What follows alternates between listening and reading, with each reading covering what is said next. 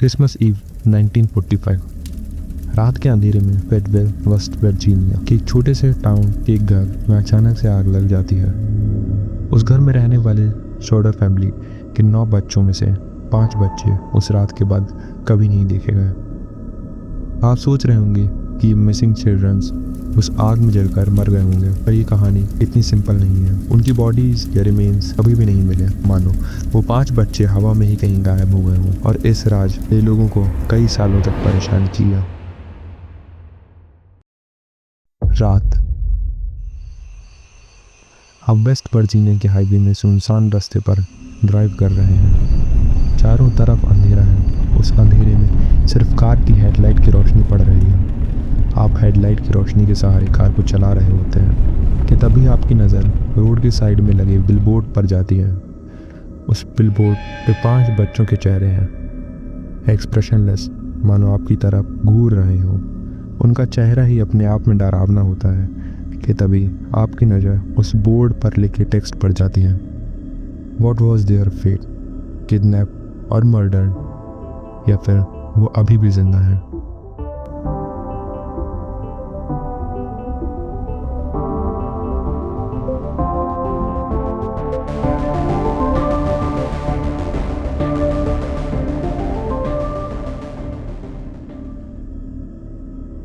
Story. Christmas eve 1945, Fayetteville, West Virginia.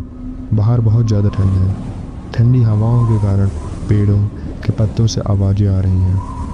पास ही नदी के ठंडे पानी के बहने की आवाज़ें भी सुनाई दे रही हैं। पर सॉडर फैमिली के घर के अंदर गर्मी है। जॉर्ज और जेनी के 10 बच्चों में से 9 उनके साथ हैं। उनका सबसे बड़ा लड़का जो घर पे नहीं है, जो उन्हें अभी ही कुछ ही महीनों पहले आर्मी ज्वाइन करी है। इसके कारण वो इस क्रिसमस में सबके साथ नहीं मिल पाया। उनके बच्चे अपने क्रिसमस प्रेजेंट से लिविंग रूम में खेल रहे हैं। जैसे जैसे रात गहरी होती है, जॉर्ज और जेनी अपने साथ सबसे छोटी बच्ची सिल्विया को साथ ले जाकर फर्स्ट फ्लोर में मौजूद बेडरूम में चले जाते हैं। बाकी बच्चों का बेड सेकंड फ्लोर में होता है। उनके 8 बच्चों में John, Madison and George junior एक रूम में सोते थे, बल्कि Morris, Martha, Louis, Jenny and Betty दूसरे रूम में। जॉर्ज और जेनी के छोटे बच्चे अभी भी अपने नए खिलौने से खेल रहे हैं। उनकी सबसे बड़ी बेटी मैडिसन उन पे नज़र रख रही है, बट रात ज़्यादा हो जाने के कारण मैडिसन उन खिलौनों को छीन लेती है और उनको सोने के लिए बोल देती है। थोड़ी देर में सभी सोने चले जाते हैं और पूरे घर में शांति हो जाती है। 2 आवर्स लेटर। घर में सन्नाटा छाया होता है। फ़ोन की घंटी बजती है। जेनी की नींद खुल जाती है। जेनी को हैरानी होती है कि इतनी रात को कौन उनको कॉल करेगा। जॉर्ज और उनकी सबसे छोटी लड़की सिल्विया बगल में सो रहे होते हैं। वो अपना नाइट टाउन लपेटती है और बेड से बाहर निकलती है। फ़ोन की टेबल पर जाने पर वो देखती है कि घर की लाइट्स अभी तक ऑन है।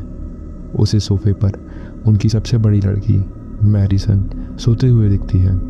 जेनी फ़ोन उठाती है और हेलो बोलती है, बट फ़ोन पे दूसरी साइड से कोई आवाज़ नहीं आती। फिर कोई फ़ोन पे ज़ोर ज़ोर से हंसने लगता है। जेनी को ये बेहद ही अजीब सा लगता है। फ़ोन पर आदमी डरावनी तरह से हंस रहा था। ये कोई नॉर्मल हंसी नहीं थी। फिर अचानक से हंसी रुक जाती है और आदमी एक नाम पूछता है जो इस घर में नहीं रहता। जेनी उससे रॉन्ग नंबर बोल के फ़ोन रख देती है। जेनी थोड़ी डर जाती है, जिसके बाद वो अपने चारों तरफ देखती है। उसे अपने चारों तरफ अजीब सा लगता है। लाइट्स ही ऑन नहीं है, बल्कि कर्टेन्स भी खुले हैं और घर का मेन दरवाज़ा भी अनलॉक्ड है। वो गहरी सांस लेती है। उसके बच्चों को अच्छी तरह जानते हैं कि बाहर का मेन गेट को कैसे लॉक करना है। वो सोचती है कि मैडिसन को उठाकर डांट लगाए, लेकिन डिसाइड करती है कि छोड़ो, आज क्रिसमस का दिन है तो बच्चे खेल कूद में भूल गए होंगे। जेनी खुद ही दरवाजे को लॉक कर देती है। कर्टन्स क्लोज कर दिए और अपने बेड पर लौट जाती है। थोड़ी देर सोने के बाद उसकी नींद फिर एक आवाज़ से खुल जाती है। वो बेड पर बैठ जाती है।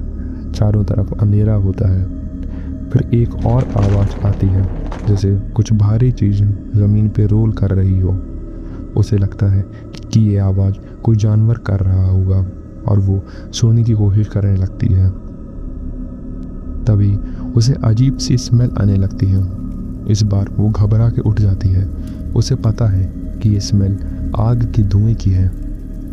वो तुरंत सिल्विया को हाथों में उठा लेती है और चिल्लाकर अपने पति जॉर्ज को उठाती है। दरवाजे के नीचे से धुआं बेडरूम में घुस रहा होता है। जॉर्ज और जेनी सिल्विया को लेकर बेडरूम से बाहर निकलने लगते हैं। जैसे ही वो बेडरूम के गेट को खोलते हैं तो उन्हें यकीन नहीं होता। पूरे घर में आग तेज़ी से फैल रही होती है। वो जल्दी से फ़ोन तक पहुंचते हैं फायर डिपार्टमेंट को कॉल करने के लिए, बट उन्हें पता चलता है फ़ोन लाइन डेड हो गई है। इस सब के दौरान जेनी के दिमाग में सिर्फ एक नंबर घूम रहा था, 9। उसके 9 बच्चे अभी भी घर के अंदर हैं, लेकिन इस वक्त सिर्फ 2 बच्चे उसके साथ हैं। छोटी बच्ची सिल्विया उसके हाथों में रो रही है और सबसे बड़ी बेटी मैरिसन अभी काउच में से उठी है। जेनी की नज़र ऊपर वाले फ्लोर पे जाने वाले रास्ते पर जाती है, बट वो ब्लॉक्ड होता है। धुएं और आग की गर्मी के कारण ऊपर जाना मुश्किल है। बट जेनी के 7 बच्चे अभी भी ऊपर हैं। वो ज़ोर ज़ोर से उनका नाम चिल्लाने लगती है। घर में धुआं बहुत ज़्यादा भर जाता है। जेनी के लिए आँख खोले रखना भी मुश्किल है। आँखों से आंसू आने लगते हैं कि तभी उसकी नज़र पे 2 परछाई दिखती हैं। ऊपर से जॉर्ज जूनियर और जॉन आ रहे होते हैं। उन्हें देखकर जेनी को खुशी होती है। वो बताने लगते हैं कि उन्होंने छोटे बच्चों के रूम में भी जाने की कोशिश की, पर कुछ दिखाई ना देने के कारण वो रूम तक नहीं पहुंच पाए। जेनी का पूरा परिवार बाहर आ जाता है क्योंकि घर के अंदर अब धुआं और ज़्यादा बढ़ गया है एंड आग की लपटें भी तेज हो गई हैं। जेनी और उसका परिवार बाहर बर्फ में नंगे पैर खड़े होते हैं और जोर जोर से बच्चों के लिए आवाज़ दे रहे होते हैं। तभी जॉर्ज बिना टाइम वेस्ट किए हुए हाउस के साइड में रखी हुई लैडर लेने के लिए भाग जाता है, बट जैसे ही वो कॉर्नर के पास पहुंचता है लैडर वहां से गायब होती है। वो लैडर जो अक्सर ही वो अपने घर के कॉर्नर पर रखते थे आज वहाँ नहीं होती। जॉर्ज के दिमाग में तभी दूसरा आइडिया आता है। अब जॉर्ज गैराज की तरफ दौड़ने लगता है ताकि गैराज से ट्रक निकालकर वो विंडो तक किसी तरह उस पर चढ़कर पहुंच सके। जॉर्ज के पास 2 ट्रक हैं, बट जब वो इग्निशन स्टार्ट करता है तो दोनों ट्रक स्टार्ट नहीं होते। जॉर्ज को हैरानी होती है क्योंकि कल तक सब काम कर रहे थे। वो गैराज से बाहर दौड़ता है। बाहर एक बैरल था जिसमें पानी रखा होता था। वो बैरल के पास पहुंचता है, बट बैरल के अंदर पानी जम गया होता है। जॉर्ज अब सिर्फ एक ही काम कर सकता था, जोर जोर से अपने बच्चों का नाम चिल्लाना, बट घर से बच्चों की एक भी आवाज़ नहीं आती। सिर्फ लकड़ियों के जलने की आवाज़ चारों तरफ गूंज रही है। इस दौरान उनकी सबसे बड़ी बेटी मैरिसन नेबर्स के घर पर पहुंच जाती है। उनका फ़ोन यूज़ करके फायर डिपार्टमेंट को कॉल करती है, पर कोई रिस्पॉन्स नहीं आता। इसके बाद उनके नेबर खुद ही फायर डिपार्टमेंट पर जाकर फायर डिपार्टमेंट को अलर्ट करने के लिए निकल जाते हैं। फैटवेल के फायर डिपार्टमेंट चीफ F.J. मैरिसन तब सो रहे होते हैं। जब नेबर्स उनके घर पर जाकर सब कुछ उनको बताते हैं तब वो एक्ट करना शुरू करते हैं। उनका डिपार्टमेंट एक फ़ोन ट्री पर काम करता था जो काफ़ी ज़्यादा टाइम ले लेता है। जब तक सभी फायर फाइटर्स असेंबल होकर सोडर फैमिली के हाउस पहुंचते हैं तब तक सुबह हो चुकी होती है। आग से पूरा घर जल गया होता है। सोडर फैमिली का घर फायर डिपार्टमेंट सिर्फ 2.5 मील की दूरी पर था। बट फायर फाइटर्स को उनके घर तक पहुंचने में 7 घंटे का टाइम लग जाता है। जेनी और जॉर्ज ने अपना पूरा घर आग से राख में बदलते हुए देखा था। जब उनके 5 बच्चे घर के अंदर थे, उनके परिवार ट्रक को आते हुए देख कुछ भी रिलीफ नहीं हुआ, क्योंकि पिछले 7 घंटे से उनकी पूरी एनर्जी और ताकत ड्रेन हो चुकी होती है। जॉर्ज वहाँ शांति से बैठा है, मानो उसने अब सब कुछ खो दिया है। फायर फाइटर्स बची कुची आग को पानी से बुझाने लगते हैं। आग पूरी तरह से बुझ जाने के बाद फायर फाइटर्स की एक टीम उन बच्चों को पूरे घर में तलाशने लगती है, बट उनको घर से बच्चों का नामो निशान भी नहीं मिलता। पूरे घर में उनका एक भी रिमेन्स नहीं होता। फायर चीफ मॉरिसन के मुताबिक आग ने उन बच्चों को पूरे तरीके से जला दिया था। उनकी हड्डी भी आग में जलकर राख बन गई होंगी। वो उन 5 बच्चों को मरा हुआ घोषित कर देते हैं। अगले दिन 26 दिसंबर को ज्यूरी आग को एक एक्सीडेंट बता देते हैं और 30 दिसंबर को 5 बच्चों का डेथ सर्टिफिकेट रिलीज हो जाता है। इनफैक्ट स्टेट पुलिस डिपार्टमेंट एक ऑफिसर को भी एक केस इन्वेस्टिगेट करने को देती है, बट वो फायर का कारण वायरिंग से प्रोड्यूस स्पार्क को दे देते हैं और पुलिस ये केस यहीं बंद कर देती है। ये सब इतना जल्दी होता है, टाइम ही नहीं मिलता 5 बच्चों के मर जाने के दुख से दुखी हो। वो अगले साल जिस जगह पर रहा था उधर एक पार्क बना देते हैं। अगर कहानी यहाँ खत्म हो जाती तो ये एक राहत होती। शोडर फैमिली शांति से शोक मना सकते, बट हमारी कहानी तो अभी शुरू होने वाली है और चौंकाने वाले फैक्ट तो अभी सामने आने वाले हैं। ऐसे फैक्ट जो बताते हैं कि ये आग कोई हादसा नहीं थी और जिन बच्चों को मरा हुआ मान लिया है वो शायद अभी भी जिंदा हैं। स्प्रिंग। आज जैसे दिन पे शोडर हाउस में बच्चों की खेलने कूदने की आवाज़ें गूंजने चाहिए थी, लेकिन इसके बजाय वहाँ सन्नाटा है। बचे हुए शोडर फैमिली के पास महीनों से घर नहीं है। जॉर्ज नया घर बनाना चाहता है, आने वाली जगह से अलग। जॉर्ज एक दिन नए घर का काम देख रहा होता है, तभी एक काम करने वाला टेक्नीशियन उसके पास आता है। उसका काम टेलीफोन लाइन लगाने का था। उसे कुछ अजीब सी चीज़ मिलती है। वो जॉर्ज को पास एक टेलीफोन पोल पर ले जाता है। वो जॉर्ज को बताता है कि उसे लग रहा था कि जब वो टेलीफोन वायर्स को देखेगा तो उसे जॉर्ज के पुराने घर की जली तार मिलेंगी, और वहाँ उसे ऐसी कोई भी चीज़ नहीं मिलती, बल्कि उसे वहाँ पूरी तरह से कटी तार मिलती है, जिसको देखने से लग रहा है कि उसे किसी ने जानबूझकर काटा है। जॉर्ज को तुरंत समझ में आ जाता है कि फ़ोन लाइन जली नहीं थी, उसे काटा गया था। जिस किसी ने उसे काटा होगा उसे ऊपर पहुंचने के लिए सीढ़ी की ज़रूरत पड़ेगी। सीढ़ी से जॉर्ज को उस रात की याद आती है जब वह अपनी सीढ़ी को ढूंढ रहा था, बट उसे वो नहीं मिली थी। वो दौड़कर पीछे मलबे पर जाता है। वहाँ ढूंढने पर उसे एक सीढ़ी मिल जाती है, वही सीढ़ी जो हमेशा घर की दीवार से सटाकर रखी होती थी। उस दिन वहाँ से किसी ने गायब कर दी थी। जॉर्ज का सिर चकराने लगता है, दिल की धड़कन तेज हो जाती है। वह अब बाकी सारी अजीब घटनाओं को जोड़ने लगता है, जैसे वो आधी रात को आया फोन कॉल, छत पर कुछ गिरने की आवाज़ें, ट्रक स्टार्ट न होना, और यही उसे समझ में आता है कि जब वो अपने बेडरूम से बाहर निकला था तब घर के लिविंग रूम में लाइट्स चालू थी, और अगर लाइट से जल रही थी तो इसका मतलब ये नहीं हो सकता कि आग की शुरुआत शॉर्ट सर्किट से हुई हो, क्योंकि अगर ऐसा होता तो बिजली कट जाती और लाइट्स बंद हो जाती। वह तुरंत जाकर जेनी को ये बात बताता है।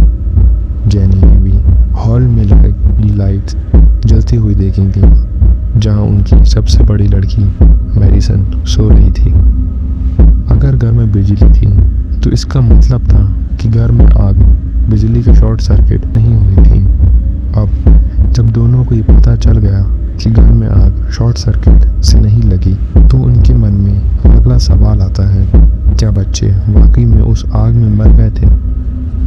अगर वो वहीं मर गए होते तो पुलिस या फायर डिपार्टमेंट को वहाँ से उनके कुछ सबूत मिलते, हड्डियाँ, कुछ अवशेष, कुछ भी। जॉर्ज और जेनी को ये बात खटकने लगती है। वो एक क्रिमिशन सेंटर पर भी कांटेक्ट करते हैं। वहाँ से उन्हें पता चलता है कि इंसान की हड्डियों राख बनने तक जाने के लिए 1400 से 1800 डिग्री सेल्सियस तक के टेम्परेचर की ज़रूरत होती है। बट जो आग सोडर फैमिली के घर में लगी थी, वो आग लकड़ी और घरेलू सामान के कारण लगी थी, और कॉमनली हाउस फायर इतने टेम्परेचर तक नहीं पहुंचती हैं, और बच्चे आग में मर गए होते हैं तो उनके अवशेष जरूर मिलते हैं। जेनी और जॉर्ज सोचते हैं कि अगर उनके बच्चे आग से नहीं मरे तो हो सकता है वो आग को फैलते देखकर उससे बचने के लिए वहाँ से कहीं भाग गए हों। बट उनके बच्चों की उम्र कम थी और वो भाग भी गए होते तो इतने दिनों तक अकेले नहीं जी पाते। तो इसका मतलब था कि वो घर से नहीं भागे, ना ही वो आग में जलकर मरे। फिर एक ही चीज़ बचती है, जॉर्ज और जेनी दोनों जानते हैं किडनैपिंग। अब बिना टाइम बर्बाद करे शूडर फैमिली हर वो चीज़ सोचने लगती है जो शक पैदा करे। तभी उन्हें याद आता है कि कुछ दिनों पहले ही उनके घर में एक आदमी आया था। वो काम की तलाश कर रहा था और जॉर्ज से काम मांगने के लिए आया था, बट मना करने के बावजूद भी काफ़ी देर तक वो घर में रुका था। उसके नेचर को देख के लग रहा था जैसे वो काम का बहाना बना के घर में आया था। जॉर्ज उससे कई बार मना करता है, गार्डन के रास्ते उसे गेट तक ले जाता है। आदमी गार्डन में रखे टूल्स के बारे में बोलने लगता है। जॉर्ज को उसकी बात सुनकर पता चल जाता है कि उसे गार्डनिंग के बारे में कुछ नहीं आता था। वो आदमी जॉर्ज को इशारा करके फ्यूज बॉक्स दिखाता है और बोलता है इससे यहाँ आग लग सकती है और ये यहाँ नहीं होना चाहिए। जॉर्ज को ये बात अब याद आती है और उस आदमी को देखकर और उसकी बातें सुनकर उस पर शक जाता है। तभी जेनी को भी एक बात याद आती है। एक दिन जब वो किचन में काम कर रही होती है, तभी उसकी नज़र अपनी किचन की खिड़की से सामने आ रहे बच्चों पर जाती है जो स्कूल बस से उतरकर रोड क्रॉस करके घर पर आ रहे थे। उन्हें देखते हुए जेनी की नज़र एक कार पर जाती है। उस कार में एक आदमी बैठा होता है। वो आदमी उसके बच्चों को घूर कर देख रहा होता है। जैसे ही बच्चे घर के अंदर आ जाते हैं तो जेनी घर का गेट बंद कर देती है। जॉर्ज और जेनी इटली से अमेरिका में माइग्रेट हुए थे। जॉर्ज को इटली में रहना पसंद था, बट वहाँ पर मुसोलिनी की सरकार होने के कारण उन्हें वहाँ से निकलना पड़ा। जॉर्ज मुसोलिनी बहुत बड़ा विरोधी था और एडविल टाउन में काफ़ी सारे इटालियन माइग्रेंट्स रहते हैं जो जॉर्ज से इस बात पर चिढ़ते थे। एक दिन उसके मालिक से बहस भी हो जाती है और उसका मालिक उसे डराकर बोलता है कि अगर आज के बाद उसने मुसोलिनी के बारे में बुराई करी तो उसका घर जल जाएगा और उसकी सजा उसके बच्चों को मिलेगी। जेनी को लगता है उस रात जो फोन कॉल आया था वो किसी बड़ी साजिश का हिस्सा था। उसे लगता है कोई फोन पर ये चेक कर रहा था कि घर में जॉर्ज और जेनी है कि नहीं। वो इस केस को और इन्वेस्टिगेट करना चाहते हैं और पुलिस से दोबारा केस को ओपन कराने के लिए बोलते हैं। पुलिस उनको अपना समय बर्बाद ना करने के लिए बोल देती है। उनके मुताबिक इस केस में कुछ भी ठोस सबूत नहीं है जो इस केस को कहीं ले जा सकते हैं। पुलिस की मदद न मिलने पर जॉर्ज और जेनी हार नहीं मानते। वो न्यूज़पेपर में ऐड निकलवाते हैं कि अगर किसी ने भी बच्चों को कहीं देखा हो या कुछ भी इस केस में बताना चाहता हो तो वो आकर सोडर फैमिली को बता सकता है। कुछ दिन बीत जाते हैं। एक आदमी उनके घर में आता है। उसके पास इस केस से रिलेटेड इंफॉर्मेशन होती है। वो बताता है कि वो एक बस ड्राइवर है और उस दिन क्रिसमस की रात को उसने कुछ लोगों को देखा था जो कि सोडर फैमिली के घर पर आग के गोले जैसा कुछ फेंक रहे थे। जॉर्ज और जेनी ये बात जो को बताते हैं। उनका सबसे बड़ा लड़का जो आर्मी में काम कर रहा था, तो जो उन्हें बताता है कि गोले से देखने वाली चीज़ एक इनफॉर्मस ग्रेनेड हो सकता है जो फायर को स्टार्ट करने के लिए यूज़ होते हैं। उस रात छत पर कुछ गिरने और रोल होने की आवाज़ें ज़रूर इन्हीं के कारण आ रही थी और जॉर्ज और जेनी के मुताबिक भी घर में आग छत से लगी थी, ना कि नीचे सर्किट रूम से। एक और औरत शोडर फैमिली को कनेक्ट करती है। वो बताती है कि क्रिसमस के अगले दिन उसने एक परिवार को देखा था जो उसी के रेस्टोरेंट में आए थे। उसके परिवार पर इसलिए शक हुआ था क्योंकि उस परिवार के साथ 4 बच्चे थे जो शोडर फैमिली के बताए गुम हुए बच्चों से मैच कर रहे थे। वो परिवार रेस्टोरेंट में कुछ समय बिताने के बाद वहां से अचानक गायब हो गया था।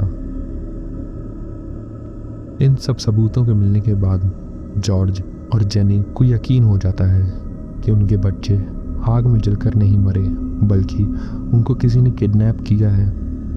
अब वो ऑफिशियल मदद लेना चाहते हैं और FBI को रिक्वेस्ट करते हैं ताकि वो ये केस हैंडल करें, बट FBI वाले उन्हें यह कहकर मना कर देते हैं कि ये लोकल केस है जिसमें FBI जैसे पावरफुल एजेंसी इन्वॉल्व नहीं होना चाहती। ये केस लोकल स्टेट पुलिस ही सॉल्व करेगी।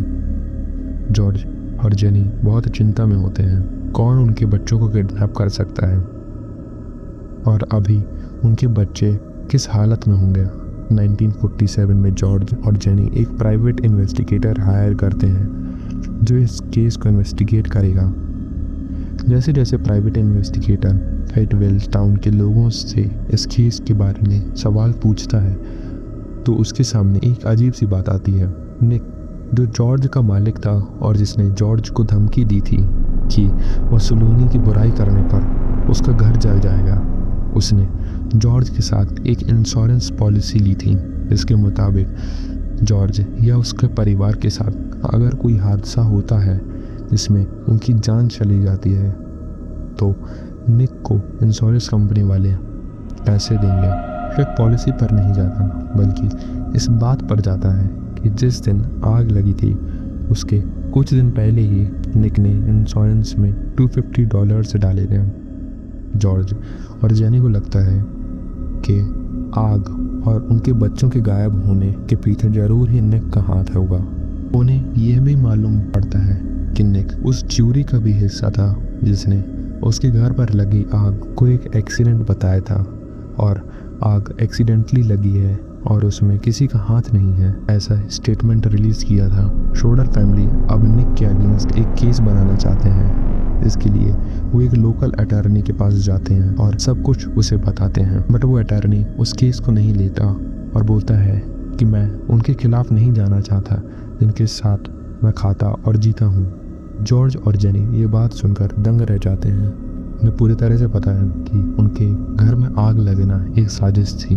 उन्हें नहीं पता कि उनके बच्चे अभी जिंदा हैं भी या नहीं। उनके पास ठोस सबूत हैं कि ये कौन कर सकता है। जॉर्ज और जेनी परेशान होते हैं, उनकी मदद करने के लिए कोई नहीं है। 1953 आग को 8 साल बीत चुके हैं। जॉर्ज और जेनी अब पूरे तरह से टूट चुके हैं।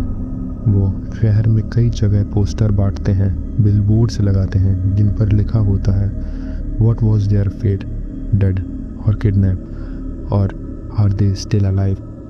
पहले बच्चों को ढूंढने के बाद $5,000 का इनाम होता है जो बाद में बढ़कर 10,000 तक हो जाता है, बट उन्हें कुछ भी सुराग नहीं मिलता। 1966 21 साल बीते जाते हैं। शोडर फैमिली अभी भी अपने बच्चों को ढूंढ रहे होते हैं।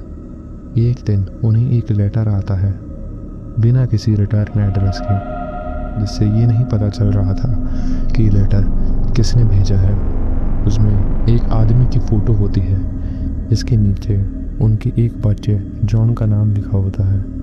उन्हें लगता है ये फ़ोटो उनके ही बेटे की है क्योंकि फ़ोटो में आदमी की आंखें और बाल का रंग जॉन के जैसा ही होता है। वो एक प्राइवेट इन्वेस्टिगेटर को इन्वेस्टिगेशन करने के लिए बुलाते हैं, बट प्राइवेट इन्वेस्टिगेटर उनसे पैसे लेने के बाद उन्हें कभी नहीं कांटेक्ट करता और यही वो आखिरी लीड होती है जो शोडर फैमिली को इस केस में मिलती है।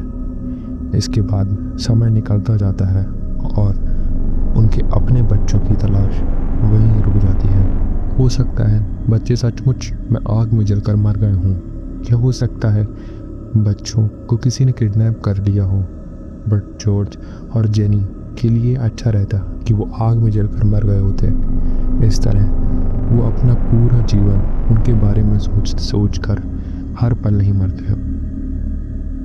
जॉर्ज और जेनी का पूरा जीवन निकल जाता है और आखिरी में वो इस राज का सच बिना जाने ही मर जाते हैं। और एक सवाल पीछे छूट जाता है, what was their fate? Thank you guys for listening. I will see you soon.